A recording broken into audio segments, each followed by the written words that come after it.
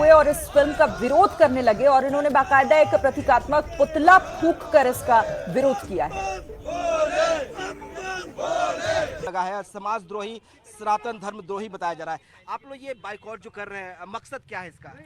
देखिए, मकसद ये है कि जिस तरह पिक्चर में इन्होंने पिक्चर में सनातन धर्म का मेरी बात सुनिए ना, मेरी बात सुनिए। यहीं पे बात कीजिए, यहीं पे बात कीजिए, यहीं पे। आप दिखा रहे हो, आपने बना नहीं तो आप दिखा रहे हो।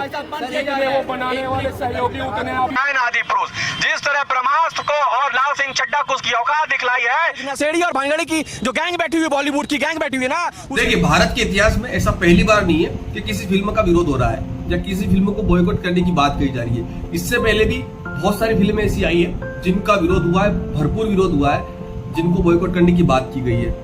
लेकिन भारत के इतिहास में यह भी पहली बार हो रहा है कि फिल्म के डायरेक्टर की बजाय, फिल्म के प्रोड्यूसर की बजाय, फिल्म के प्रोडक्शन हाउस की बजाय फिल्म के जो डायलॉग राइटर है उसको ट्रोल किया जा रहा है, उसका विरोध किया जा रहा है।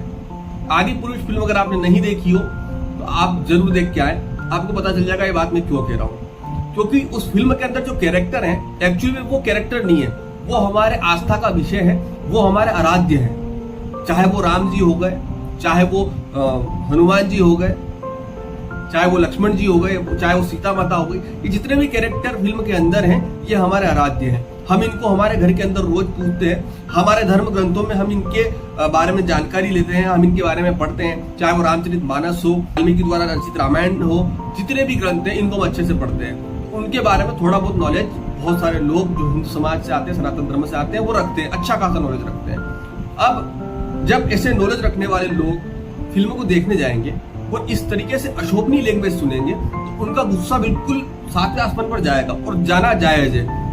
ठीक है, फिल्म को देख के आकर गुस्सा भी आया, इस तरीके के डायलॉग, इस तरीके के कॉस्ट्यूम, जिस तरीके से सीता माता को स्लीवलेस दिखाया गया है, प्रभु श्री राम को लेदर की चप्पल के साथ दिखाया गया है, रावण को जिस तरीके से शेषनाग पर सोता हुआ दिखाया गया है, जितने भी वीएफएक्स के नाम पे इन्होंने चेंजिंग के नाम पे, मॉडर्नाइजेशन के नाम पे ये करतूतें की हैं, उसको लोग सह तो लेकिन किस तरीके से सहे।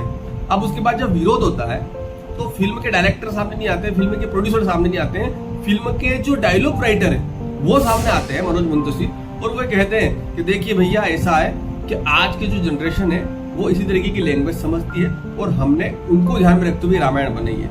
तो पहली बात तो आपसे मैं ये कहना चाहूंगा सर कि आज भी भारत के अंदर कोई भी बेटा अपने बाप को बाप नहीं कहता है। पिताजी, डैडी, बापूजी और इन्हीं तरीके के शब्दों को इस्तेमाल करता है। बाप कहना एक बहुत ओछी लैंग्वेज है और भारत के अंदर आज की जनरेशन में कोई भी व्यक्ति, कोई भी लड़का अपने पिताजी को पिताजी कहता है, बाप नहीं कहता है। तो ये आपने सबसे पहले तो उनकी इंसल्ट कर दी, जो आज की न्यू जनरेशन है। कोई भी नहीं कहता है, लेकिन आपके हिसाब से कहता है। दूसरा, जिस तरीके से आपने डायलॉग लिखे हैं और जिस तरीके से आप कैरेक्टर के बारे में बोल रहे हैं कि रावण तो बहुत ही बुरा था, तो उसके लिए मैं अच्छे शब्दों का प्रयोग नहीं कर सकता था, तो मैंने रावण के कैरेक्टर को जो ध्यान में रख के मैं लिख सकता था, तो मैंने वो लिखा। ये बात की, ये तो रावण के लिए बोल रहा है। रावण के लिए हमारे मन में कुछ अत्यधिक स्नेह नहीं जाग उठा है। अचानक मैं देख रहा हूं, अगर किसी का अपमान हो रहा है तो वो रावण का अपमान हो रहा है, जो मैं जानबूझ कर रहा हूं। रावण के लिए हमारे मन में कुछ अत्यधिक स्नेह नहीं जाग उठा है। अचानक मैं देख, ज्ञान और पांडित्य का अनंत आकाश भी कांच की तरह चटक के टूट जाएगा। कुछ है, कुछ अनमोल, कुछ अद्भुत, कुछ अद्वितीय जो रावण के साथ ही चला जाएगा। उस सृष्टि का प्रकांडतम विद्वान, महानतम ज्ञानी अंतिम सांस लेने वाला है। एक तरफ आप कहते हैं कि रावण ज्ञानी है, पराक्रमी है, विद्वान है, और वाकई में उस सदी का सबसे महान विद्वान, सबसे महान ज्ञानी व्यक्ति था रावण। लेकिन उसके कुछ कर्मों की वजह से वो राक्षस बन गया। और आप, मैं, हर कोई जरा सी भी देर नहीं लगेगी, अगर जो रावण के कर्म थे वही कर्म अगर हम हमारे जीवन में उतार लेंगे तो हमें भी जरा सी देर नहीं लगेगी रावण बनने में, और हमारा भी अंत उसी तरीके से होगा जिस तरीके से रावण को हुआ है। क्योंकि रावण का दूसरा नाम अहंकार बताया गया है कि रावण का दूसरा नाम ही अहंकार है। जिसको अहंकार आया, जिसको चाहे वो अहंकार बुद्धि पे हो, ज्ञान पे हो, पैसों पे हो, अपने बल पर हो, किसी भी तरीके का अहंकार अगर उसको आया है तो वो रावण बनने की तरफ पहला कदम अपना चल चुका है, और उसका अंत वही होगा जो रावण का होता है। तो शायद कहीं ना कहीं आप वो पहला कदम रख चुके हैं, और इसी वजह से आप अपनी गलतियों के ऊपर माफी मांगने की बजाय, क्षमा मांगने की बजाय लोगों को आकर जस्टिफाई कर रहे हैं।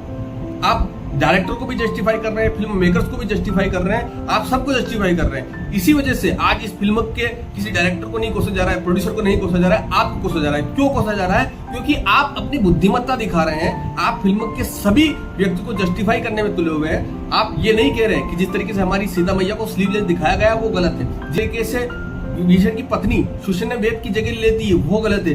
कौन है ये? किसने लिखी रामायण? किसने ये स्क्रिप्ट लिखी? क्यों रामायण में, चाहे वो वाल्मीकि रामायण हो, गोस्वामी तुलसीदास जी की रामचरितमानस हो या कनिष्क रामायण हो, जितने भी रामायण है सबके अंदर जो विभीषण था वो एक पुरुष था, कहीं पर भी महिला नहीं थी। लेकिन आपकी आदि पुरुष के अंदर तो वहां जेंडर ही चेंज कर दिया गया। आपने इसके बारे में आपत्ति नहीं जताई। तो ये मॉडर्नाइजेशन के नाम पे रामायण के अंदर छेड़छाड़ करना, ये जो हमारी मूल संस्कृति है उसको बदल देना, ये कहां तक सही है मुझे समझ में नहीं आ रही। और ऐसी कौन सी नीड थी आज की जनरेशन की जो आपने ये फिल्म बनाई, और वो भी 600-700 करोड़ रुपए लगा के। इससे अच्छी तो हमारी 12 करोड़ रुपए में बनी हुई रामायण थी, रामानंद सागर वाली, जिसको आज दिन तक कोई बीट नहीं कर पाएगा और भविष्य में भी नहीं कर पाएगा। बहुत सरल सहज व्यक्ति थे उसके अंदर जिन्होंने वो काम किया है, और उतना रिस्पेक्ट जितना उस समय के राम जी को, उस समय के सीता मैया को, लक्ष्मण जी को मिला हुआ है, मुझे नहीं लगता है कि आज दिन तक कोई ले पाएगा। उनके लिए जो रिस्पेक्ट है इंडियंस के दिल में, वो आप देख लीजिए किस तरीके की रिस्पेक्ट है। आज भी सीता माता को वो सीता माता ही बोलते हैं। शायद ही ऐसा कोई आर्टिस्ट होगा, शायद ही ऐसा कोई एक्टर होगा जिसने इतनी रिस्पेक्ट डिजर्व करी हो अपनी लाइफ में। ये उस समय सिर्फ इन्होंने एक रामायण बनी थी, उसके बाद इन्होंने शायद मुझे लगता है कोई प्रोजेक्ट किया हो, बावजूद इसके इतने रिस्पेक्ट पा रहे हैं। क्यों पा रहे हैं? क्योंकि इन्होंने इतना सहज, इन्होंने इतना निर्मल उस समय अपना चरित्र निभाया था कि लोग इनके दीवाने हो गए। लोग आज भी घरों के अंदर इनकी तस्वीर लगा के इनको पूछते हैं। हो सकता है आपने भी वही मंशा के साथ रामायण या आदि पुरुष बनी हो, लेकिन आप बहुत ज्यादा फेल हुए हैं। आपने, मुझे लगता है कि साधु संतों की बैठक भी नहीं ली है आपने।